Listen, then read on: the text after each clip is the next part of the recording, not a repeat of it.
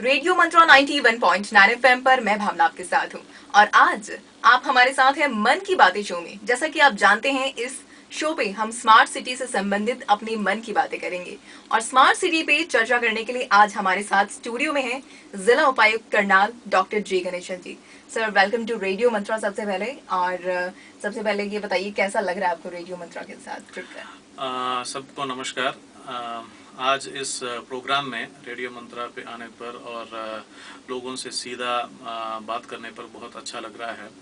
And मैं आपको just बताना चाहूँगा कि जब ये स्मार्ट सिटी की जो पहले 100 शहर में करनाल का नाम आया, तो हमारे करनाल वासियों की तरफ से बहुत उत्साह रहा है। और इसमें जो भी हमने अभी तक प्रयास किए हैं, छोटे छोटे प्रयासों लोगों से साथ मिलके किया है, उसमें बहुत ही अच्छा सहयोग लोगों की तरफ से मिला है। तो सबसे पहले मैं अपने करनाल वासियों को बहुत बहुत बधाई और धन्यवाद भी देना चाहता हूँ। जी सर, जैसे कि स्मार्ट सिटी, करनाल भी स्मार्ट सिटी की दौड़ में शामिल हो गया है, तो एग्जैक्टली सभी हमारे लिसनर्स हैं ये जानना चाहेंगे कि स्मार्ट सिटी है क्या स्मार्ट सिटी का मतलब है? देखिए, स्मार्ट सिटी का बहुत ही अच्छी तरह से डिफाइंड एक स्ट्रक्चर अभी बना हुआ है मिनिस्ट्री ऑफ अर्बन डेवलपमेंट की तरफ से।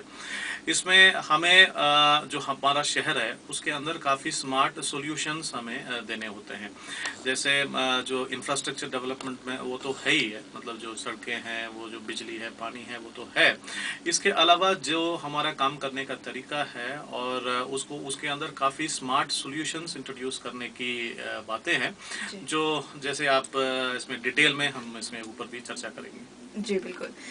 सर, जैसे कि आजकल काफी ज्यादा चर्चा में है कि सबसे आगे करनाल, तो आखिर क्या है ये? देखिए, जो स्मार्ट सिटी अभी हमारा जो सेकंड चैलेंज है, वो चैलेंज ये है कि 100 में से हम पहले 20 शहरों में हमारे सिटी को हम अपना नाम ले आए। उसमें भारत सरकार की एक बहुत अच्छी चीज़ इस स्कीम में ये है कि वो कहते हैं कि आपका शहर जो स्मार्ट बनना चाहिए, वो सिटीजन, जो आपका नागरिक जैसा चाहता है उस तरह की शहर आप अपने शहर को बनवाओ। तो इसके लिए जो सिटीजन एंगेजमेंट पार्ट है, जो लोगों से हमें पूछनी होती है, उनकी सोच क्या है, वो कैसे समझते हैं, क्या स्मार्ट होना चाहिए, उसके ऊपर हमने सिटीजन एंगेजमेंट का प्रयास किया है, जिसमें हमने लोगों से सीधा संपर्क किया है और उनसे काफ़ी मतलब सुझाव और इस तरह की चीज़ें लेने की कोशिश कर रहे हैं। वो जो सिटीजन एंगेजमेंट पार्ट अभी हमारा चला हुआ है, उसको हमने एक टैगलाइन दिया है। उसमें मतलब सबसे आगे करनाल का टैगलाइन दिया हुआ है, जिसमें हमने काफ़ी तरह चीज़ें प्रयास किया है। जैसे आप लोगों को पता होगा, पिछले हफ्ते हमने एक मेरा सुझाव नाम से एक अभियान चलाया था, जिसमें हमने घर घर जाकर, हमारे 20 वार्ड्स हैं, घर घर जाके हमने लोगों का सुझाव मांगा कि आपका शहर कैसा होना चाहिए।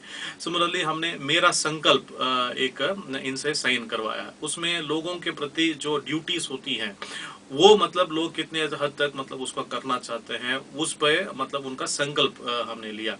प्लस इनके व्हाट्सएप मैसेजेस हमने रिकॉर्ड किए हैं, उनकी उनकी भावनाएं, उनके सुझाव हैं, वो सारा रिकॉर्ड किया। ये सारी चीज़ें जो हैं हमारी इस सबसे आगे करनाल प्रोग्राम के अंदर आती हैं। मैं आपको ये भी बताना चाहूँगा, इसको आगे बढ़ाते हुए हमने एक ऐसे कंपटीशन जो है ऑर्गेनाइज किया हुआ है, जिसमें काफ़ी रेस्पॉन्सेस अच्छी आ रही हैं, जिसमें 1000 वर्ड्स 1000 वर्ड्स का निबंध कोई भी इसमें लिख सकता है। 3 कैटेगरीज की प्राइजेस रखी हैं, आम जनता के लिए है, कॉलेज स्टूडेंट्स के लिए अलग है और स्कूल के बच्चों के लिए अलग है। ये हमने प्रतियोगिता ऑर्गेनाइज किया है। इसको आगे ले जाते हुए हम अभी एक रन फॉर करनाल, एक मैराथन, मिनी मैराथन भी हम अपने शहर में अंदर करना चाहते हैं और वार्ड कंसल्टेशन मीटिंग्स भी हमारी इसमें होगी। कहने का मतलब है, जो दिसंबर 15 जहां तक हमारा टाइम है, जिसमें हमें अपना सारी प्रक्रिया पूरी करके भारत सरकार के पास जानी होती है, हर दिन कुछ ना कुछ हम लोगों से हम एंगेज करते रहेंगे, जिससे वो अपना वो सुझाव भी हमें दे सकें और हमें अपना जो योजना है, स्मार्ट सिटी की जो योजना है, उसमें बनाने में भी हमें वो बड़ी सहायता मिलेगी।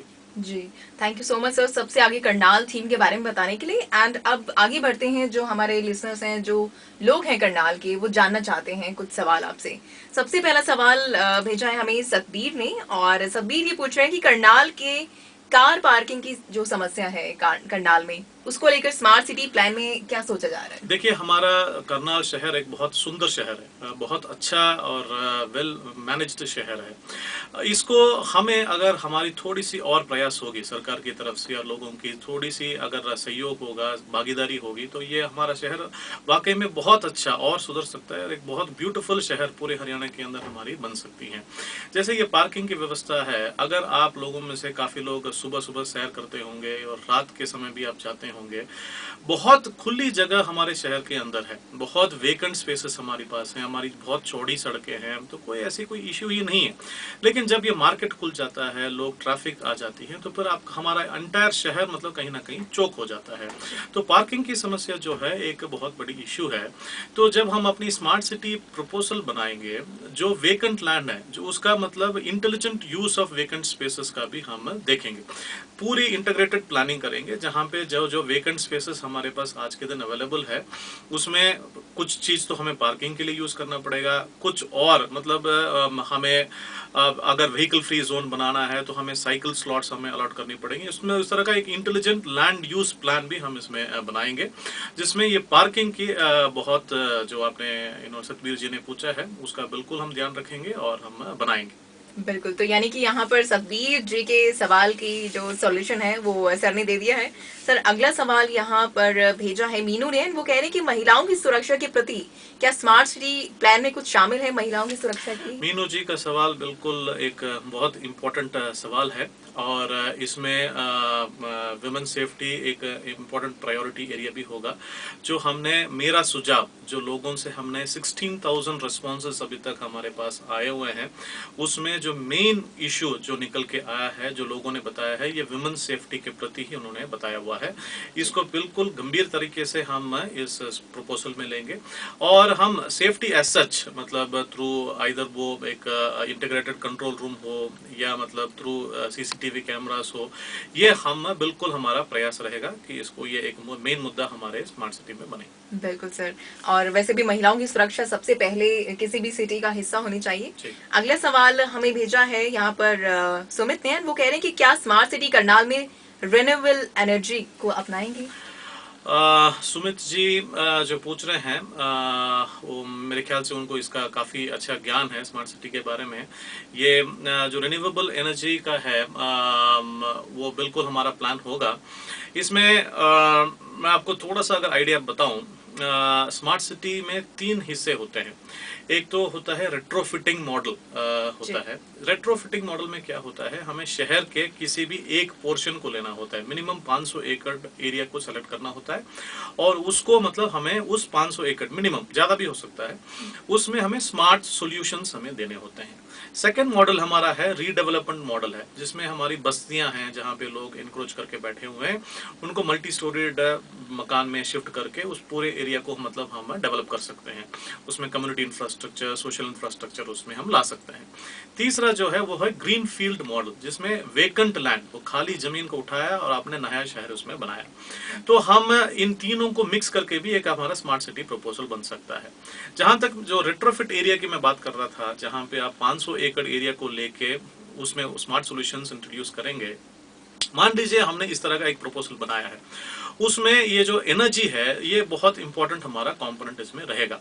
हम यहाँ तक कल्पना कर रहे हैं कि उस एरिया के अंदर जितने भी मकान हैं और जितने भी कमर्शियल एस्टेब्लिशमेंट्स हैं, क्यों ना उस अपने छत के ऊपर मतलब सोलर पैनल्स के थ्रू आप अपना खुद का बिजली इसमें बनाएं और उस बिजली को आप मतलब अपने यूज, जो अपने घर का यूज है या जो कमर्शियल एस्टेब्लिशमेंट का यूज है, उसको आप पूरा कर सकते हैं। और बाकी जो बचती है आपके पास बिजली जो आप उत्पन्न कर रहे हैं, उसको आप अपने ग्रिड में भी दे सकते हैं। तो इस तरह की कल्पना भी हम इसमें कर सकते हैं। जितनी भी सरकारी बिल्डिंग्स हमारी आती हैं, जितनी भी प्राइवेट एस्टेब्लिशमेंट्स उस एरिया के अंदर आ सकती हैं, they can go for clean solar energy, उसमें हम बिल्कुल उसमें ले सकते हैं। कहीं ना कहीं हमारे इस स्मार्ट सिटी प्रपोजल में ये है, हम इसको ले रहे हैं। तो इसमें सबसे बड़ी इंपॉर्टेंट चीज ये होगी कि लोगों की इसमें सहयोग हमें जरूरत होगा। इफ सभी मतलब सारे प्राइवेट ओनर्स आएंगे, हम जितने भी गवर्नमेंट एस्टेब्लिशमेंट्स हैं उसमें तो हम लगा सकते हैं, बट जहां तक प्राइवेट की आती है और मतलब दुकानदारों की आती है, उनको मतलब इन तरह का लगाना पड़ेगा। इसकी टेक्निकल जो है मतलब सपोर्ट है और मतलब सारी चीज़ जो है वो हम बिल्कुल हम प्रोवाइड कराएंगे। लोग अगर इसमें हमें सहयोग करेंगे तो this will definitely become a part of our smart city proposal. बिल्कुल, यानी कि स्मार्ट इनिशिएटिव्स को इम्प्लीमेंट करने के लिए सभी का सहयोग बहुत ज़्यादा ज़रूरी है। और अभी अगला सवाल हमारे पास भेजा है यहाँ पर पूनम ने, वो कह रही